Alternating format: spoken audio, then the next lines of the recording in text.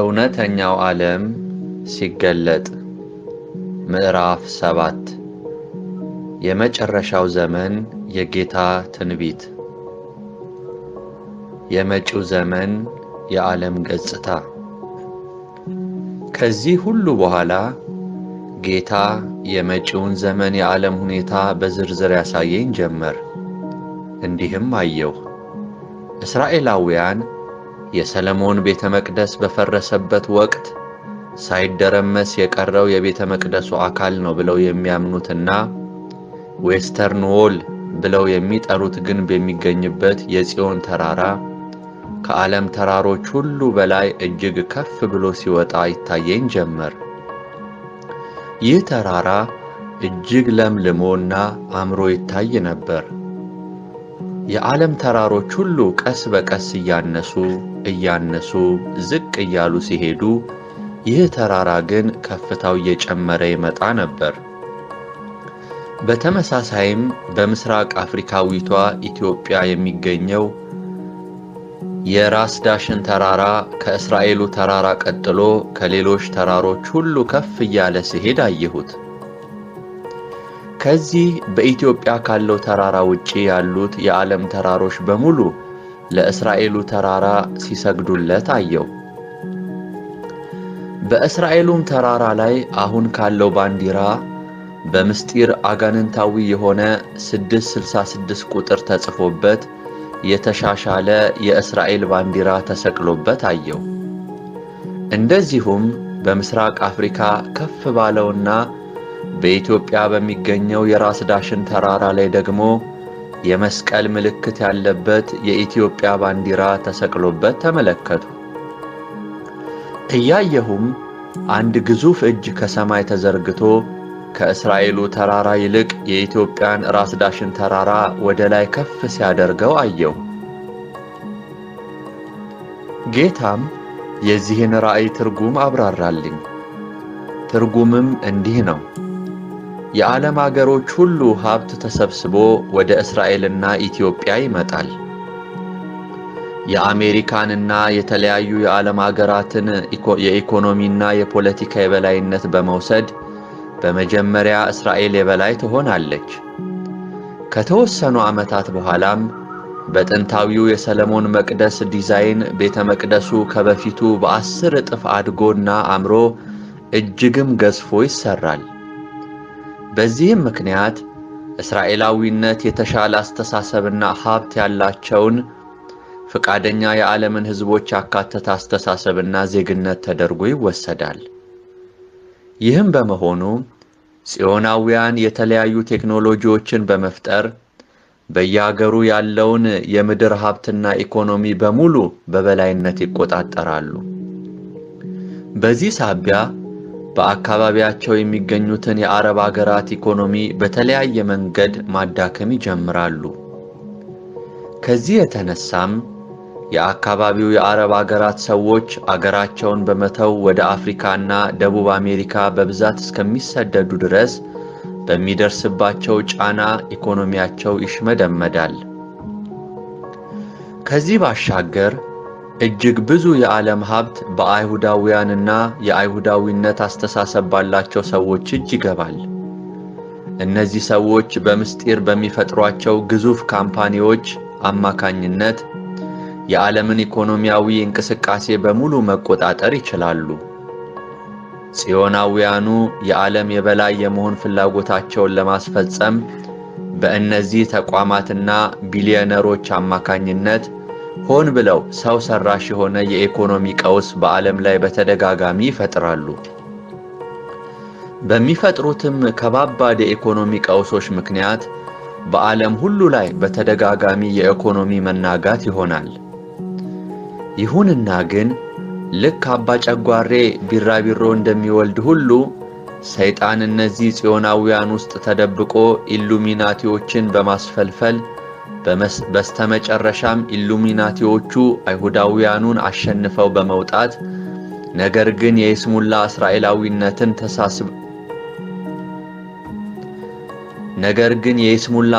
እስራኤላዊነትን ተላብሰው የዓለም መንግስታትን ጉልበት ፈጽመው በመምታት ያሽመደምዱታል። በስውርም በእስራኤል ጭምብል ዓለምን መምራት ይጀምራሉ። ይህንንም ተከትሎ ዛሬ በዓለም ላይ ጡንቻቸው የፈረጠመ አገራት በሙሉ ይዳከማሉ። የበላይነቱንም ጽዮናውያኑ ይወስዳሉ። እነዚህ ጽዮናውያን ከሰይጣን በሚያገኙት መንፈሳዊ ድጋፍ ሳይቀር በመታገዝ የኢኮኖሚውን፣ የሚሊተሪውን እና የቴክኖሎጂውን የበላይነት ይቀዳጃሉ። በሌላ በኩል የአረብ አገራት የሀብት ምንጭ ሆነው የነዳጅ ዘይት ከሚያስከትለው የአየር ንብረት ለውጥ ችግር ጋር በተያያዘ የዓለም አገራት የነዳጅ ዘይትን ላለመጠቀም በተናጠልና በጋራ አቋም ይወስዳሉ። በዚህም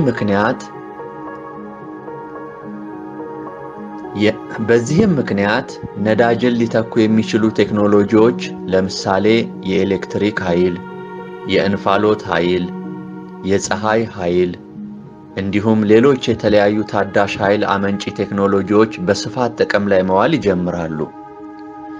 እነዚህ ታዳሽ የኃይል ምንጮች ቀስ በቀስ የነዳጅ ዘይትን ስለሚተኩ ይህ ለአየር ንብረት ትልቅ ስጋት የሆነው የነዳጅ ዘይት ፈጽሞ ጥቅም ላይ እንዳይውል በተባበሩት መንግስታት ድርጅት በይፋ ይታገዳል። አስቀድሞም እየቀዘቀዘ የሚሄደው የነዳጅ ገበያ ከላይ በተጠቀሱት ምክንያቶች ኢኮኖሚያቸው በዚሁ ንጥረ ነገር ላይ ተደግፎ የነበሩት የአረብ አገራትን የሀብት ምንጭ ፈጽሞ በማድረቅ የአገራቸውን መንግስትና ዜጎች ለማያባራ ማህበራዊ ቀውስና ረሃብ፣ ህብረተሰቡንም ለተለያየ ችግር ይዳርጋል።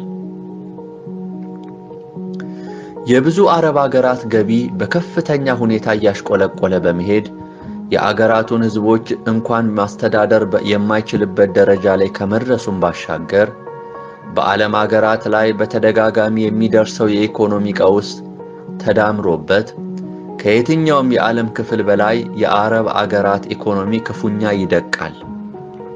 ይባስ ብሎም እስራኤልም ባገኘችው በዚህ ምቹ አጋጣሚ አማካኝነት የእስልምና ማዕከል የሆነችውን የመካ መዲናን ከተማንና በውስጧ የአላህ ቤት ተብሎ የሚታመነውን ጥቁር ካባ ድምጥማጡን በማጥፋት የሳውዲ አረቢያ መንግስት ከሃይማኖት ተጓዦች የሚያገኘውን ከፍተኛ ገቢ ታስቀራለች። በዚህም ምክንያት የእስልምና መንፈስ አብሮ ይመታል። በሌላ በኩል ወቅቱ የሚፈጥራቸው ቴክኖሎጂዎችና የሰው ልጆች ንቃተ ህሊና ማደግ ተዳምረው ሰዎች ህይወትን ቀላል አድርገው መኖር ስለሚመርጡ ከዚህ በተጻራሪ የሰዎችን መብት ረግጦ በሚይዘው የሼሪያ ህግ በተሰላቹ የተለያዩ የአረብ አገራት ዜጎችና ህጉን ለማስፈጸም በሚጥሩ አክራሪ ኃይሎች መካከል ፈጽሞ የማያባራ የእርስ በርስ ጦርነት መነሳት ይጀምራል። በዚህ ጨቋኝ የሼሪያ ህግና በአገራቸው መንግስት ጫና የበዛባቸው የተለያዩ የአረብ አገራት ዜጎች የክርስትና አስተምህሮት በአገራቸው ያለ ገደብ እንዲስፋፋና መብታቸው እንዲከበር በመጠየቅና አመጽ የተቀላቀለበት ተደጋጋሚ ሰላማዊ ሰልፍ በማድረግ የዓለም የመገናኛ ብዙሃን ትኩረት ይሆናሉ።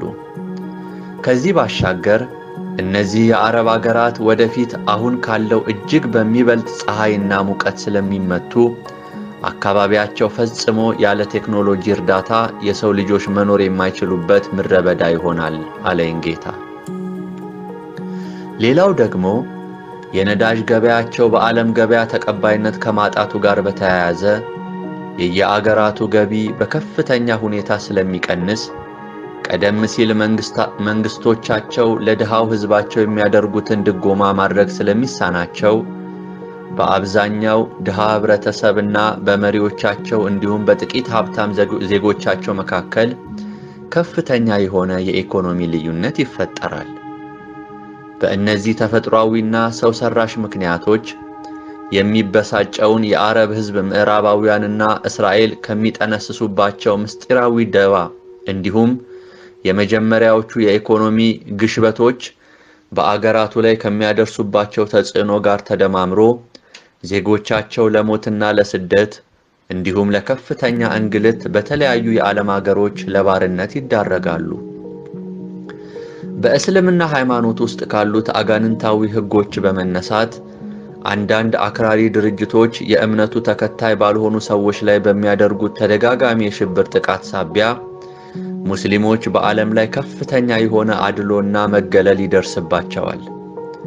ሃይማኖቱም በዓለም ላይ የሚጠላና የሚወገዝ ይሆናል።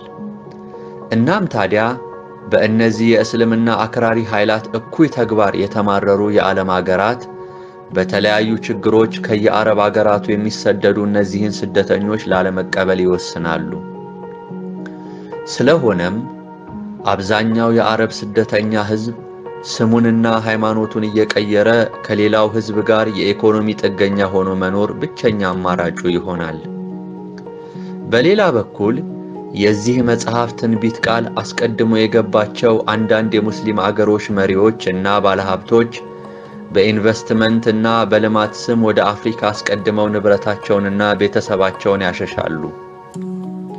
በተለይም የምስራቅ አፍሪካን ኢኮኖሚ በአጭር ጊዜ ለመቆጣጠር ይተጋሉ። ቢቻላቸውም በተለይም በኢትዮጵያ ያሉትን ሙስሊሞች በማነሳሳት በፖለቲካና በኢኮኖሚው ዘርፍ የበላይነቱን ለመያዝ ጥረት ያደርጋሉ። በዚህም ምክንያት የኢትዮጵያ ኢኮኖሚ ከአፍሪካ አገራት በላይ ከፍ ብሎ ያድጋል። ሆኖም ግን በዚህ የሙስሊሙ የመስፋፋት ፍላጎትና በኦርቶዶክሱ እንቢባይነት መካከል ለተወሰኑ ዓመታት የማያቋርጥ ፍትጊያና ፍጥጫ ይሆናል። ከዚያ በኋላ ግን የአገሬው ሰው ፈጽሞ በአረቦቹ ላይ በማመጽ ሀብትና ንብረታቸውን በዝብዞ ያባረራቸዋል። ይህም የሚሆነው የዓለምን ሀብትና ወታደራዊ ኃይል በስውር በተቆጣጠሩት ጽዮናውያን ድጋፍ አማካኝነት ነው። ከዚያ በኋላ እንደገና ድሃ የሆኑ ሙስሊሞች ሥራ ፍለጋና ምግብ ለማግኘት የኢትዮጵያ ሴቶች እንዳደረጉት ስማቸውንና ሃይማኖታቸውን እየቀየሩ ወደ ኢትዮጵያ ይሰደዳሉ።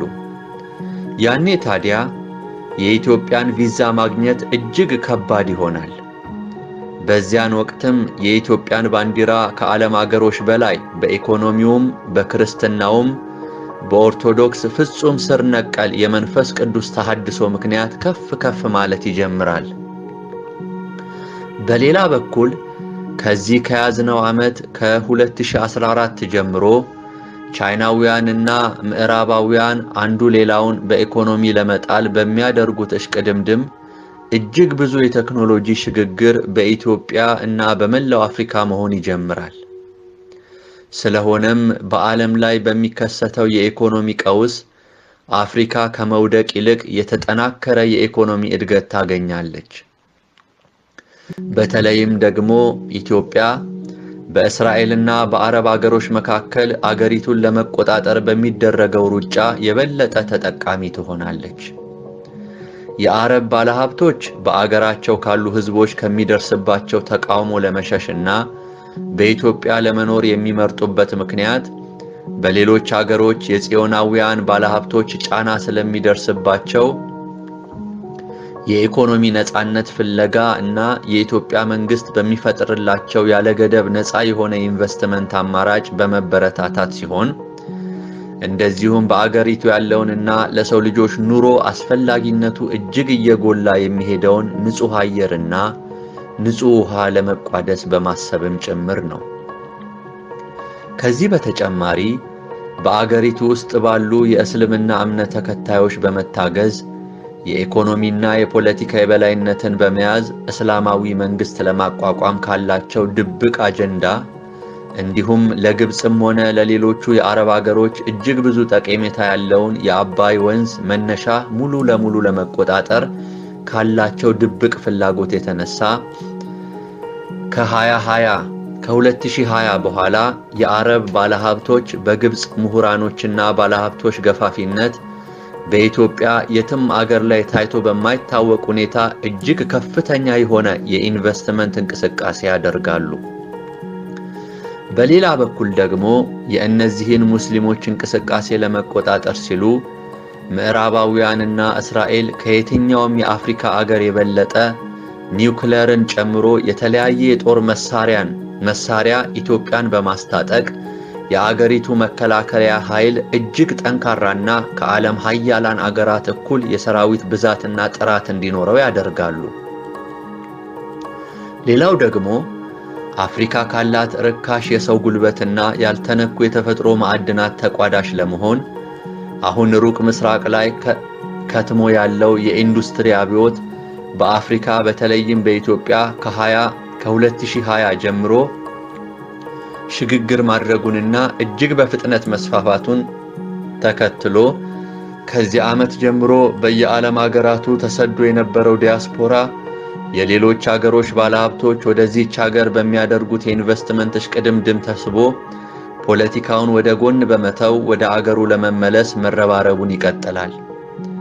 በዚህም ምክንያት በአብዛኛው በውጭ ሀገር የተማረው ዜጋ ዕውቀቱንና ሀብቱን ይዞ ስለሚመጣ ይሄኛውም ሌላኛው የእድገት ምንጭ ይሆናል።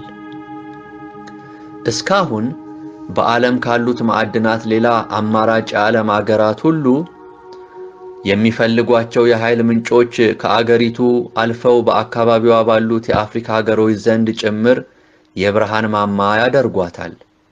በዚህም የምታገኘው ገቢ አገሪቱ ከዜጎቿ አልፋ ብዙ አገራትን የምትረዳ እጅግ ከየትኛውም አገር በላይ የበለጸገች ትሆናለች። ኢትዮጵያ ውስጥ የሚመረቱ ፍራፍሬዎች፣ የምግብ እህሎች እንዲሁም የእንስሳት ተዋጽኦች እና ቅመማ ቅመሞች በዓለም ገበያ ተፈላጊነታቸው እጅግ ይጨምራል። ለዚህ ደግሞ ዋናው ምክንያት እነዚህ ምርቶች ኦርጋኒክ ይዘታቸው ስለሚያስመርጣቸው ነው። ለእነዚህ ሁሉ ምርቶች ምቹ የሆነ መልክዓ ምድር እና ለም የሆነ መሬት በመኖሩ እነዚህን የግብርና ውጤቶች ከአገር ውስጥ ወደ ውጪ በመላክ አገሪቱ ከመሪዎቹ ተርታ ትሰለፋለች። በተጨማሪም በአገሪቱ ውስጥ በፋብሪካ የተቀነባበሩ ምርቶችም ለዓለም ገበያ ይቀርባሉ። በዚህም ምክንያት የአገሪቱ ህዝቦች እኩል የኢኮኖሚ ተጠቃሚ ስለሚሆኑና የህዝቡ ንቃተ ህሊና በትምህርትና በቴክኖሎጂ እድገት ሳቢያ በሚያገኙት ዕውቀት ስለሚጎለብት ዘረኝነትና ጎሰኝነት ቀስ በቀስ እየተሸረሸረ ይጠፋል። ህዝቡም ሁሉ ኑሮውን በማሻሻል ሥራ ላይ ያተኩራል። ቁስሉን ከማከም ይልቅ እያከኩ የሚያባብሱበትንና ስለ እርሱ እያወሩ የስኬት መወጣጫ እርካብ የሚያደርጉትን ፖለቲከኞች ወሬ ከማዳመጥ ጆሮውን ይመልሳል። ከፖለቲካው ፈጥኖም ይበስላል። በዚህም ምክንያት ከፖለቲከኞች ይልቅ የብዙሃኑ ህዝብ አቅም ይበረታል። የኢኮኖሚ እድገቱን እስካልገታው ድረስ ማንም ይግዛው ማንም ግድ የሌለው ትውልድ ይነሳል። በአገሪቱ ያሉት የኦርቶዶክስ እንዲሁም የሌሎች ሃይማኖቶችና የብሔር ብሔረሰቦች ሃይማኖታዊና ባህላዊ እሴቶችና የአኗኗር ዘይቤዎች ከወትሮው በበለጠ የዓለም ቱሪስቶችን ቀልብ ይገዛሉ። በመጀመሪያ በፕሮቴስታንቶች ውስጥ የሚነሳው የዓለም ሞዴል የሚሆን የመንፈስ ቅዱስ ተሐድሶ በተቀቡ ነቢያት ደምቆ ለዓለም ህዝብ የመንፈስ ቅዱስ መነቃቃት ምክንያት ይሆናል። በዚሁም ምክንያት በኦርቶዶክስ ቤተክርስቲያን ቃሉን ብቻ ነጥለው የሚሰብኩ አገልጋዮች በመንፈስ ቅዱስ በመሞላት እንዲሁ ታላቅ ተሐድሶ ይሆናል። ለዓለም ህዝቦች በሙሉ ሚሽነሪዎችንና የቴሌቪዥን ስርጭቶችን በማስተላለፍና ድንቅና ተአምራት በማሳየት በማስገረም ብዙዎችን ወደ እግዚአብሔር መንግሥት ይማርካሉ። የኢሉሚናቲ ሰዎች ፈጥነው ስኬታማ ከማይሆኑባቸው አገሮች መካከል ኢትዮጵያ አንዷና ዋነኛዋ ትሆናለች። አብዛኛው የአገሪቱ ህብረተሰብ አባል እግዚአብሔርን በመፍራት ባህል ውስጥ ያደገ በመሆኑ ሰይጣን ላሰበው ሃይማኖት አልባ ዓለምን የመፍጠር ህልም በዋነኛነት ኢትዮጵያውያን ተገዳዳሪዎች በመሆን በዓለም ደረጃ ለሰይጣን መሰናክል ይሆኑበታል። በዚሁም ሳቢያ ከላይ የተጠቀሱትን ውስብስብ ሁኔታዎችና ፍላጎቶች በተለያዩ መልእክተኞቹ ሰይጣን ቢልክም ጌታ ግን ክፉን የዲያብሎስ ሐሳብ ወደ መልካም በመለወጥ ሁሉን ለኢትዮጵያውያን ጥቅምና ለእድገታቸው ምክንያት እንደሚያደርገው ገለጸልኝ። ያኔ ታዲያ በኢትዮጵያውያን ነቢያትና አገልጋዮቹ የዘመኑን ዘንዶ ራስ ቀጥቅጦ ለኢትዮጵያውያን ምግባቸውን እንደሚሰጣቸው ነገረኝ። የሕዝቡን አእምሮ አሳድጋለሁ አለኝ። ሰው ሁሉ ምሪቱን ሲረግጥ ይፈወሳል። በዚህች ምድር ለዓለም ሕዝብ በሙሉ መፍትሄ የሚሆኑ በየትኛውም አገር የተነሱ አገልጋዮች ተነስተው በማያውቁበት ቅባት አገልጋዮችንና ነቢያትን በማስነሳትና በመቀባት ከየዓለም አገራቱ ወደ ኢትዮጵያ ለፈውስና ለእረፍት በዚሁ ምክንያት በሚመጡ ቱሪስቶች ከዓለም አገሮች የመጀመሪያውን ተርታ ትይዛለች። በዚህም ምክንያት አገሪቱን የኢኮኖሚም የመንፈሳዊም ማማ አደርጋታለሁ አለኝ። በዚህች አገር ከሚመጣው በረከት የተነሳ ሰው ዘርና ቀለም ሳይለይ ወደዚህች አገር ይተማል። በዓለም ሕዝብ ሁሉ ፊት መታወቂያዋ እኔ እሆናለሁ አለኝ። አሜን። ያከበሩኝን ልጆቼን በአገሪቱ ውስጥ የኢኮኖሚውንና የፖለቲካውን ማማ አስጨብጣቸዋለሁ። የአገሪቱም ሕዝብ ውበት ደምቆ ይወጣል። ያኔ ታዲያ ኢትዮጵያዊነት መከበሪያ ይሆናል። እውነተኛ አምልኮ ከምሪቱ ወደ እኔ መሰማት ይጀምራል። ያኔም ለምስጋና ኢትዮጵያውያን እጆቻቸውን ወደ እኔ ይዘረጋሉ። ለስደተኛ የዓለም አገራት ክርስቲያኖች አገሪቱ ማረፊያና ጥላ ትሆናለች። በመጨረሻም የክርስቲያን ደሴትነቷ ይገለጣል አለኝ። ይህም ሆኖ ግን ኢትዮጵያውያን ለሌሎች እምነቶች ያላቸው አክብሮት መቼም ቢሆን አይደበዝዝም። ነገር ግን እኔ በምሪቱ አገልጋዮች ላይ በማፈሰው ታላቅ የድንቅና የተአምራት መንፈስ እየተሳቡ ራሳቸው ወደ እኔ ጉያ በተግባር እያዩ ይመጣሉ እንጂ ተገደው አይደለም። ተንኮልና ራስ ወዳድነት ከአበሻው ሕዝብ ላይ ይመታል አለኝ። የኤርትራ ሕዝብና የኢትዮጵያ ሕዝብ ተራርቀው የኖሩ ወንድማማቾች በናፍቆትና በእንባ እንደሚገናኙ ሁሉ በመላቀስና በመነፋፈቅ ወደ አንድነት ያለማንም ግፊት ይመጣሉ። የመከባበርና የአንድነት ተምሳሌትም ይሆናሉ። በኤርትራ ያለው መንግስት መሪ በቅርብ ዓመታት ጊዜ ውስጥ በሞት ይነሳል። ይህንን ሕዝብ የለያየ የሰይጣን ተንኮል ይነቀላል። በሁለቱም አንጻር ያሉ ፖለቲከኞችን ለንስሐ እጠራለሁ። ይህን የሕዝቡን ጉብኝት ለመገደብ የሚሰማራንም ፖለቲከኛ እስከ ዝርያው እቀጣለሁ። እነርሱንም በሞት እጠርጋለሁ። በዚሁም ምክንያት ሌሎች የአፍሪካ ሀገራትም ከ2030 በኋላ ለኢኮኖሚያዊና ማህበራዊ አገልግሎቶች አንድነትን ያጸድቃሉ።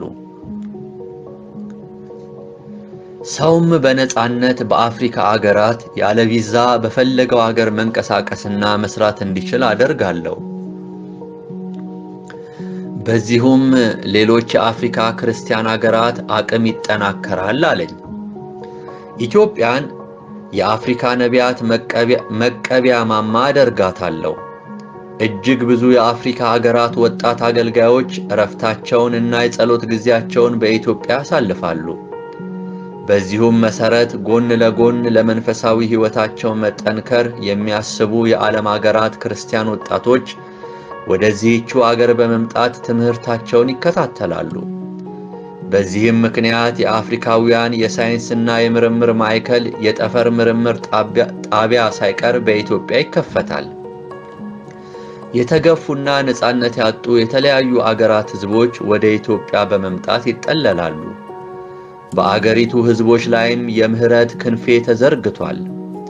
የዚህች ምድርን አፈር የረገጠ ሰው ሁሉ ፈጽሞ ካለበት ከማናቸውም አይነት ችግር ነፃ ይወጣል። የዓለም የስደተኞች መጠለያ አደርጋታለሁ። ለነፍሳቸውም ለስጋቸውም ፈውስ ይዘውባት ይሄዳሉ። በምድር ያሉ ታላላቅ አገልጋዮች ሳይቀሩ የጸሎት ማማ በኢትዮጵያ ይተክላሉ።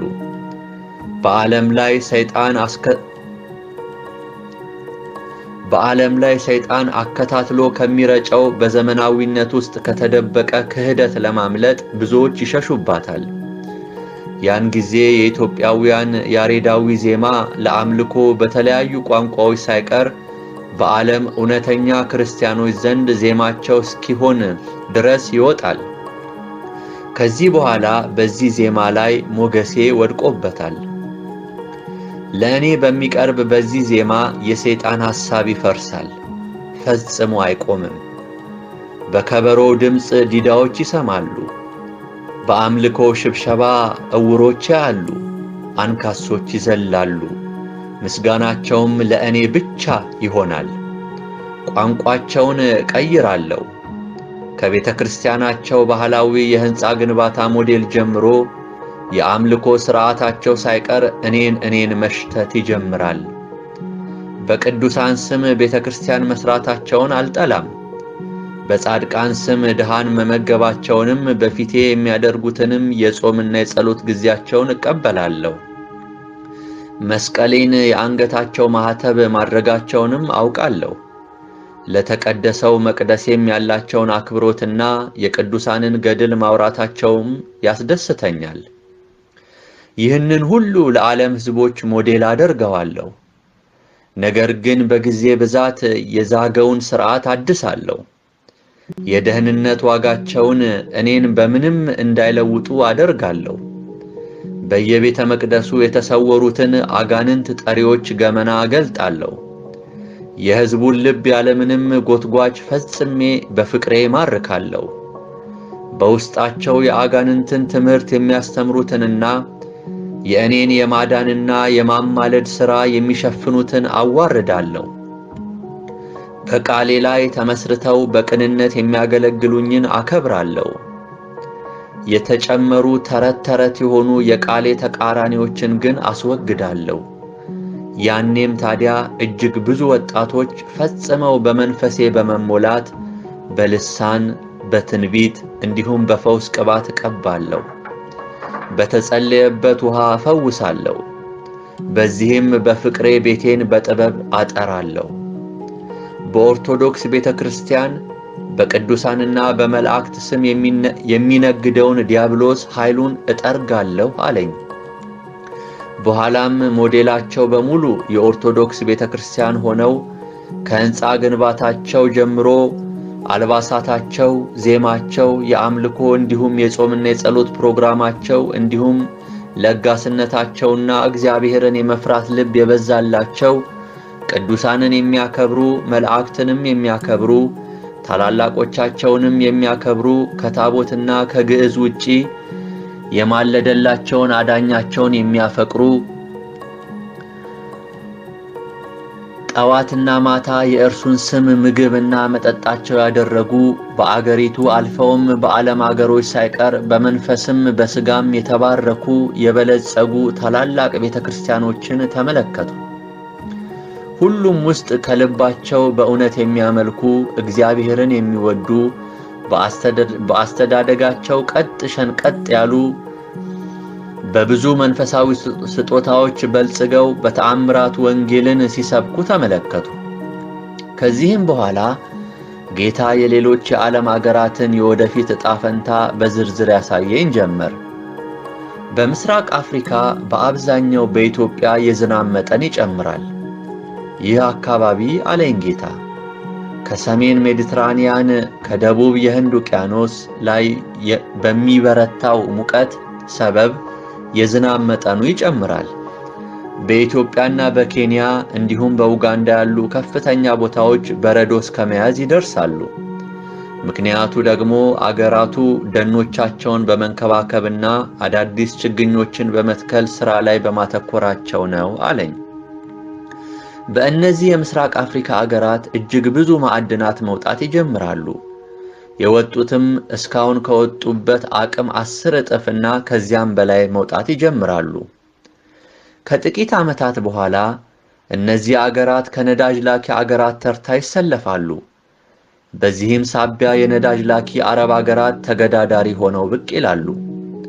እናም ይህ የነዳጅ ማዕድን በተባበሩት መንግስታት ከአየር ንብረት ለውጥ ጋር ተያይዞ በይፋ ለሰው ልጆች ሁሉ አደጋ በማለት እስኪፈርጀውና አገልግሎት እንዳይሰጥ እስከሚታገድ ድረስ እነዚህ አገሮች ይህ ማዕድን ከሚያስገኘው ጥቅም ተቋዳሽ ይሆናሉ።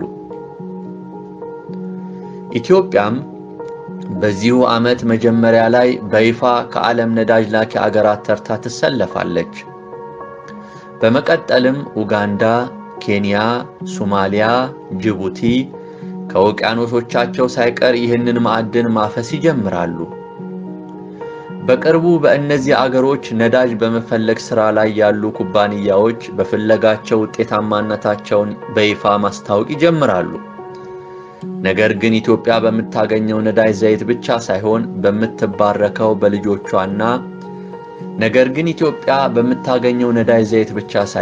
የምትባረከው በልጆቿና በእኔ ብቻ ነው አለኝ ጌታ።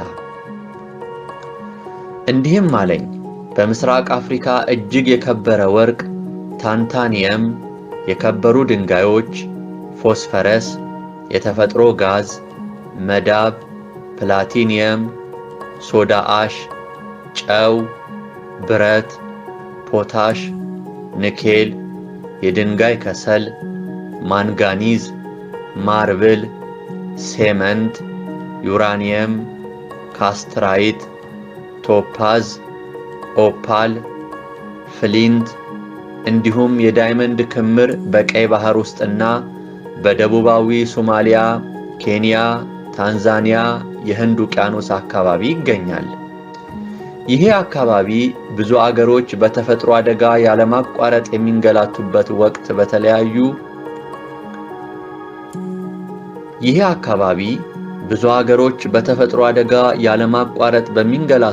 ወቅት በተለያዩ የእድገት ምንጮች በሰላምና በእድገት ለዓለም ተምሳሌት ሆኖ ይቀጥላል አለኝ።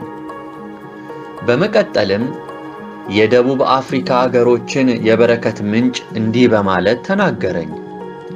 ይህ አካባቢ መጠነኛ የዝናብ መቀነስ ቢታይበትም ነገር ግን አገራቱ በዙሪያቸው ከሚገኘው የህንድና የአትላንቲክ ውቅያኖስ ድንበር አካባቢ የነዳጅ ዘይት፣ ዩራኒየም፣ ዳይመንድ እንዲሁም ወርቅ፣ ፕላቲኒየም፣ ማንጋኒዝ፣ ፎስፌት ወዘተ በገፍ ያመርታሉ።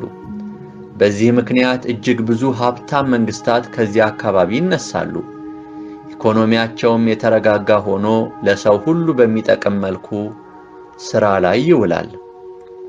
በዚህ አካባቢ ሙቀት የሚጨምር ቢሆንም ግን አስቀድመው አካባቢያቸው ላይ ለደኖችና ለችግኝ ተከላ ልዩ ትኩረት ከሰጡ ይከላከሉታል አለኝ።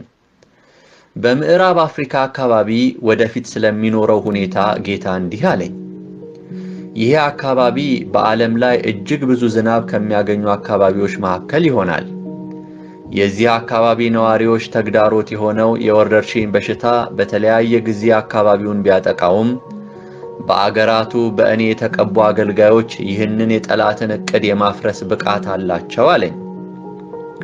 ይህ አካባቢ ከየትኛውም የአፍሪካ ክፍል እጅግ በማዕድናት የበለጸገ ነው። 50 ከመቶ የሚሆነው የእድገታቸው ምንጭ ከማዕድናት የሚያገኙት ገቢ ነው አለኝ። እንደ አውሮፓውያን የዘመን ቀመር ከ2020 ጀምሮ ፍትሃዊ የሀብት ክፍፍል በዚህ አካባቢ ይሰፍናል። ይህ አካባቢ የብዙ ዓለም አቀፍ ኢንተርፕረነሮች መነሻ ይሆናል። በዚህ አካባቢ የሚገኙ አገራት አስቀድመው የአካባቢ የኢኮኖሚና የማህበራዊ አንድነትን ከእነዚህ ዓመታት ጀምሮ ያጸድቃሉ ካለኝ በኋላ በአካባቢው የሚገኙትን ማዕድናት ማለትም ወርቅ፣ የነዳጅ ዘይት፣ ብረት፣ መዳብ፣ ታንታኒየም፣ ዳይመንድ፣ ቢትማን፣ ቦከሳይት ወዘተ ወደ ዓለም አገራት በመላክ መሪነትን ይይዛሉ አለኝ። እነዚህ አገራት በአጭር ጊዜ ከጦርነትና ከችግር ነፃ ይወጣሉ። በሚመሰርቱትም አንድነት በአካባቢው ያለውን የስልጣንና የሙስና እንዲሁም የመፈንቅለ መንግስት ሙከራ መከላከል ይችላሉ።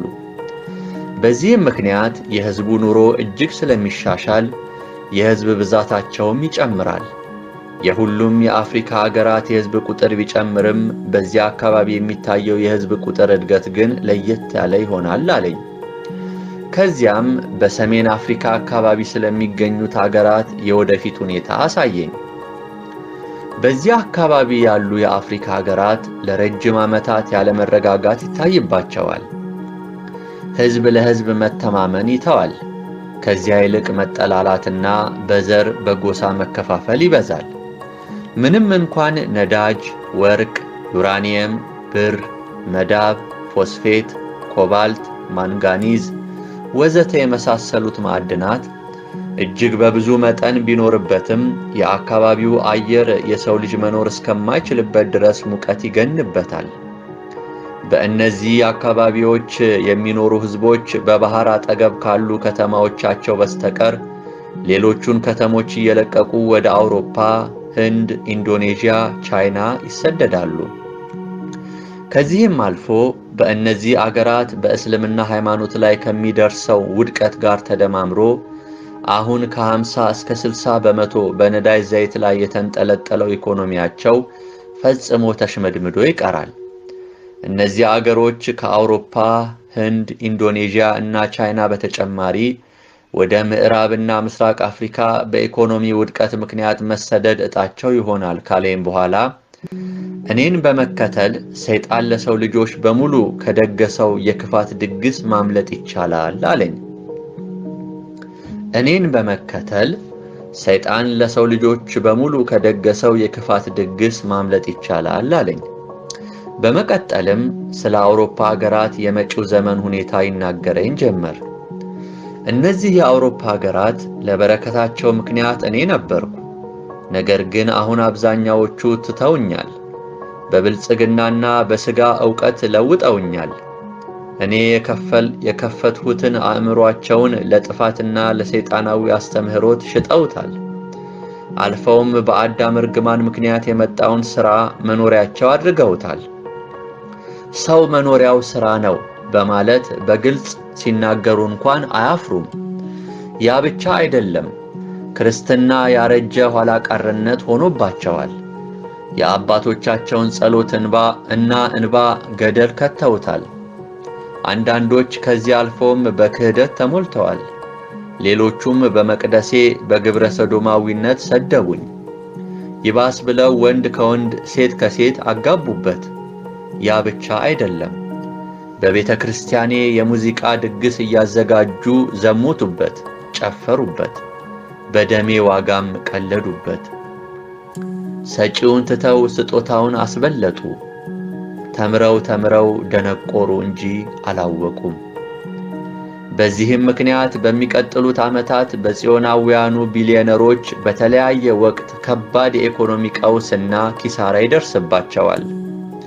በነገራችን ላይ እነዚህ ጽዮናዊ ቢሊዮነሮች አሁን በዓለም ላይ የምናውቃቸው ቢሊዮነሮች እንዳልሆኑ ማወቅ አለባችሁ። እነዚህ ቢሊዮነሮች የዓለምን 1/3 ሀብት በተለያየ ድርጅትና ካምፓኒ ስም የተቆጣጠሩ ናቸው። በተለያዩ ድርጅቶቻቸውና ባንኮቻቸው በትሪሊየን የሚቆጠር ሀብት ባለቤት ናቸው። ለመንግስታት ጭምር ብድር የሚሰጡ ናቸው። ፈጽመው በስውር ነው የሚንቀሳቀሱት። በአሁን ሰዓት እንኳን አቅማቸው ከአሜሪካ ጀምሮ ታላላቅ የሚባሉ የዓለም አገራትን በአንድ ጀንበር ድሃ የማድረግ አቅም ያላቸው ናቸው። ስለዚህም ነው እነዚህ ስብስቦች በፈለጉ ሰዓት የኢኮኖሚ መዋዠቅን የሚያመጡት። የባለፈው የኢኮኖሚ ውድቀት አቅማቸውን የሞከሩበት እንጂ የመጨረሻቸው አይደለም። ከ2031 ጀምሮ ግን በዓለም ሕዝቦች ላይ የኢኮኖሚ ውድቀቶችን በማምጣት ቻይናን ሳይቀር አሜሪካን እና አውሮፓን አሽመድምደው የበላይነትን ይወስዳሉ አለኝ። እውነተኛው ዓለም ሲገለጥ ምዕራፍ 7 የመጨረሻው ዘመን የጌታ ትንቢት። የመጨረሻው መጨረሻ። በኋላም ጌታ እንደዚህ አለኝ፣ ከዚህ ዓመት ጀምሮ እኔን በግልጽ የማያሳዩ እጅግ ብዙ አገልጋዮችን ከየመድረኮቼ ላይ የምጠርግበት ዓመታት ይሆናሉ። ምድርን ጨምሮ ተፈጥሮ የሰዎችን ልጆች እኔን መበደል በማብዛታቸው ምክንያት ሁሉም ይለግማሉ፣ በተለያዩ መከራዎች ያስጨንቋቸዋል። ይህም ሆኖ ግን በመመለስ ፈንታ ሰዎች በምዕራባውያን መሪነት አመፃውን አጠናክረው ይቀጥላሉ። በምድር ታሪክ ሰርተው የሞቱትን ሰዎች እንኳን በስራቸው ሲዘከሩ ይኖራሉ። እኔን ግን ሕያው የሆነውን ሥራዬን ዘላለም እያዩ ማመጽ ብቻ ይሆናል ሥራቸው። ሰዎች ራሳቸውን እያዩ እንኳን ፈጽመው ስላፈጣጠራቸው በመደነቅ እኔን ለማመን ይችላሉ። የቱ ፍጥረት ነው እስኪ ከራሱ ከሰው ልጅ ጀምሮ ያለ ዓላማ የተፈጠረው? ሁሉን ስለ ሰው ልጆች ጥቅም ስል ተፈጥሮን በማስተሳሰር አልፈጠርኩምን? ዛሬም ድረስ ዕውቀትንና ጥበብን ለሰው ልጆች አልሰጠሁምን? ከሰው ልጅ አካል ያለ ዓላማ የተሠራ አካል እንደሌለ ሁሉ የትኛውን ፍጥረት በጠፈር ውስጥ ሆነ በምድር ላይ ያለ ዓላማ የተፈጠረ የለም። ስለዚህም ምክንያት ሁሉም ነገር ለሰው ልጆች ጥቅም በእኔ ተፈጥረዋል። በሰው ልጆች መካከል ያሉ ሳይንቲስቶች በሙሉ መነሻቸውን ከመጽሐፍ ቅዱስ አድርገው በመንፈሴ የተገለጠውን ጥበብ በጥንቃቄ መርምረው ነው ፈጠራን ለሰው ልጆች ሲፈጥሩ የኖሩት ሲለኝ መጽሐፍ ቅዱስ እንደ ትልቅ ውቅያኖስ ተዘርግቶ እመለከት ጀመር። እጅግ ብዙ ሰዎች ከውስጡ እየቀዱና እርከን እየሰሩ ምድርን እያጠጡ እንደ መስኖ ልማት እመለከት ነበር። የእግዚአብሔር ቃል ለዘላለም አያረጅም፣ ሁሌም አዲስ፣ ሁሌም ልክ፣ ሁሌም ጣፋጭ ማር ሆኖ ይኖራል። ስለዚህም ይህም ራእይ ጌታ እንደተናገረኝ ከመጽሐፍ ቅዱስ ጋር አብሮ አምሮ ከትውልድ እስከ ትውልድ መስሪያና መማሪያ ይሆናል። በመሆኑም ወገኔ እኔ ሕያው ምስክር ነኝ። ሲኦል አለ፣ ገሃነም እሳትም እውነት ነው፣ ገነትም አለ፣ መንግሥተ ሰማያትና የመጨረሻው ፍርድም እንዲሁ ነው። ስለዚህ ወገኔ ታዲያ አንተ ወይንም አንቺ መጨረሻችሁን የት ስፍራ ለማሳለፍ ወሰናችሁ? እስኪ ቆም ብላችሁ ተመልከቱ።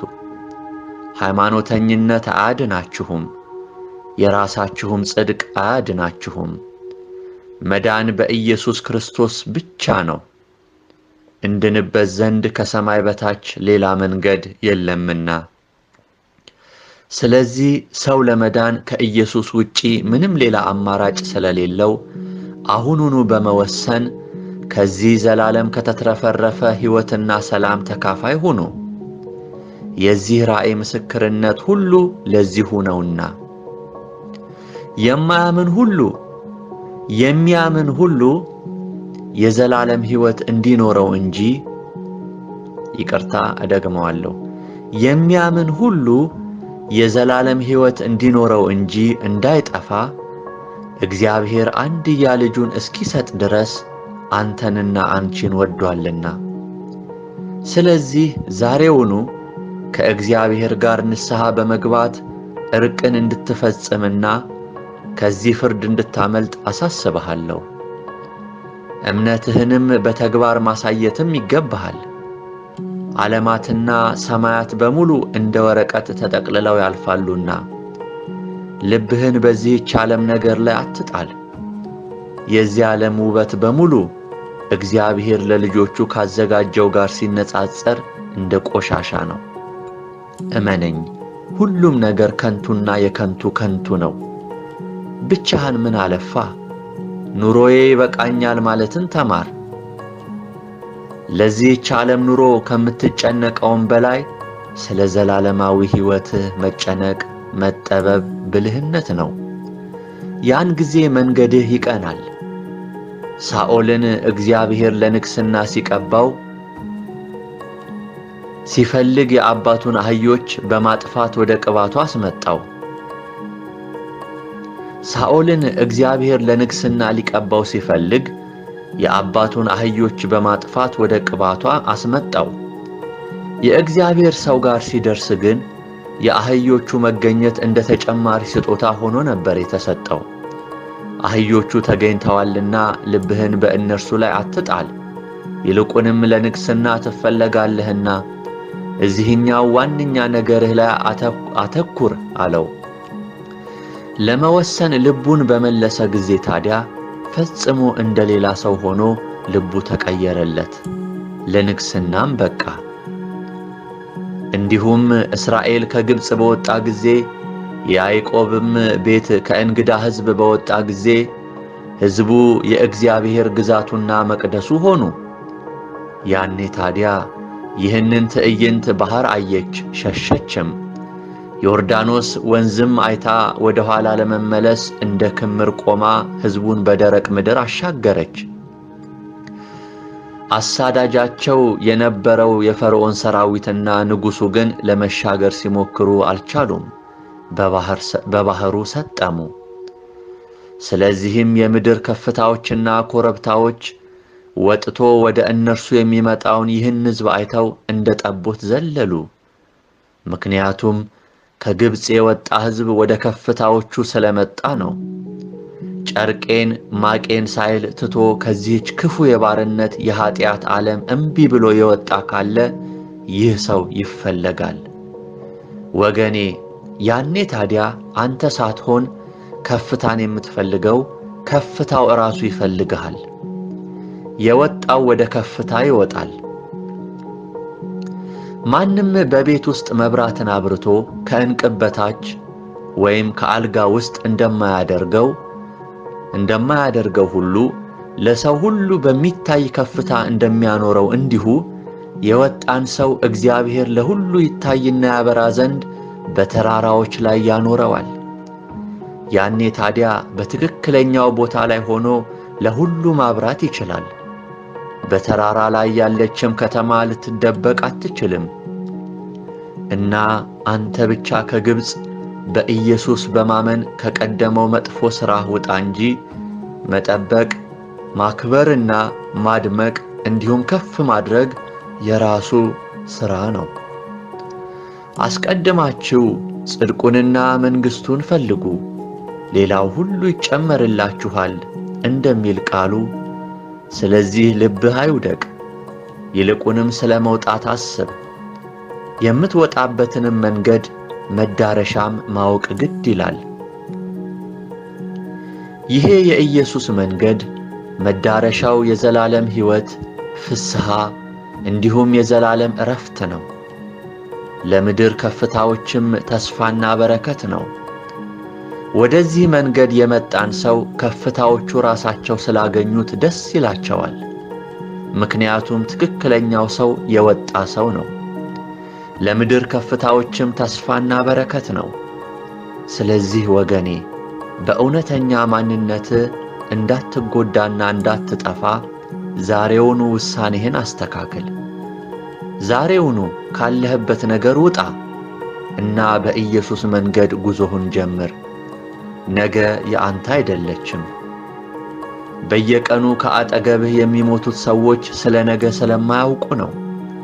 አንተም አንድ ቀን እንዲሁ ነገን ተስፋ እያደረግህ በድንገት ትሞታለህ።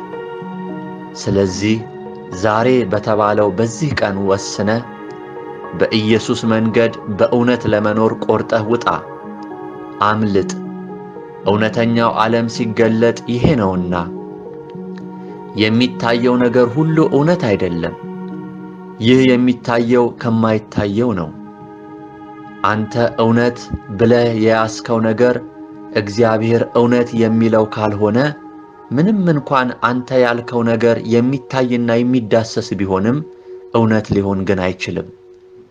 ከእርሱ ይልቅ የማይታየው የእግዚአብሔር ቃል የታመነ ነው። ሞት ቀጠሮ እንደማይሰጥህ ሁሉ ለመዳንህም ቀጠሮ አትስጥ። ዛሬውኑ በክርስቶስ በማመን ዘላለምህን ልታሳምረው ትችላለህ። በነገ አትመካ፣ ነገ ያንተ አይደለም። ይህ የመዳን ድምፅ አሁን በአፍህ፣ በልብህ፣ በጆሮህም በዓይንህም ቃሉ ቀርቦልሃል። ይህም የመዳን ተስፋ ኢየሱስ ክርስቶስ ነው። እንግዲህ ሁልጊዜ ታመን እንጂ አትጠራጠር።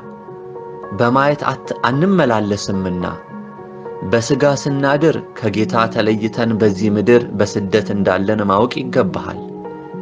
በስደት የሚኖር ሰው ደግሞ ሁልጊዜ እንግዳ መሆኑን አይረሳም እና አንተም ሁልጊዜ ይህንን አትርሳ። እነሆ የተወደደው ሰዓት አሁን ነው፣ የመዳንም ቀን ዛሬ ነው። ዛሬ በተባለው በዚህ ቀን በሰማኸው በዚህ ምስክርነት ከሞት ወደ ሕይወት፣ ከጨለማ ወደሚደነቅ ብርሃን መውጣት እንዲሆንልህ በጌታ ፍቅር እለምንሃለሁ። የኢየሱስ ሐሳብ ሁሉ ይድኑ ዘንድ ነው። ይህ የአንተ ቀን ነው። ስለዚህ ዛሬውኑ የሞተልህን አምላክ ተቀበል። ንስሐ ግባና ተመለስ። ጌታ የምህረት አምላክ ነው። ይህንን ውሳኔ ዛሬ የምትወስን ከሆነ ከዚህ ቀጥሎ ያለውን ጸሎት በእምነት ጸልይ። የንስሐ ጸሎት። ቃልህ ሲናገር ኢየሱስ ጌታ እንደሆነ በአፍህ ብትመሰክር፣ እግዚአብሔርም ከሙታን እንዳስነሳው በልብህ ብታምን ትድናለህ። እና ሰው በልቡ አምኖ ይጸድቃልና በአፉም መስክሮ ይድናልና። በእርሱ በሚያምን ሁሉ አይፈረድበትም። በማያምን ግን በአንዱ በእግዚአብሔር ልጅ ስም ስላላመነ አሁኑኑ ተፈርዶበታል። በእውነትና በመንፈስ የጌታን ስም የሚጠራ ሁሉ ይድናልና እንደሚል ጌታ ኢየሱስ ሆይ ይህንን ታላቅ መልእክትህን አንብቤአለሁ። እውነተኛ አምላክ እንደሆንክም አምኛለሁ። መዳን ከአንተ ውጪ በሌላ በማንም እንደሌለም ገብቶኛል። ስለዚህም ልቀበልህ ወስኛለሁ። ኃጢአቴን ይቅር በለኝ። ከዚህ ካነበብኩት ዘላለማዊ ቅጣት አድነኝ። ይልቁንም በሰው ቋንቋ የማትገለጸዋን መንግሥትህን አውርሰኝ። ስሜን በሕይወት መዝገብ ላይ ጻፍልኝ። እወድሃለሁ። አሜን። ራእዩን የሰጠ ጌታ የተባረከ ይሁን። በመጨረሻ ጌታ እንዲህ አለኝ፣ ይህንን መልእክት ያነበባችሁና የሰማችሁ በሙሉ ይህ መጽሐፍ ከመጽሐፍ ቅዱስ ቀጥሎ እጅግ ለፍጥረት ሁሉ አስፈላጊ ሆኖ ዘላለም የሚኖር የትንቢትና የራእይ መጽሐፍ መሆኑን አስታውቃችኋለሁ። ማንም እዚህ መጽሐፍ ላይ መጨመርም ሆነ መቀነስ አይችልም። እነሆ እኔ በቶሎ እመጣለሁ። ለሁሉም እንደ ሥራው እከፍል ዘንድ ዋጋዬ በእጄ ነው።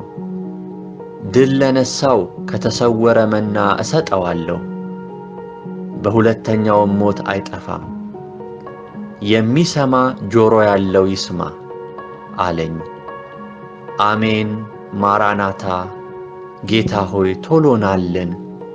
አሜን። ተፈጸመ።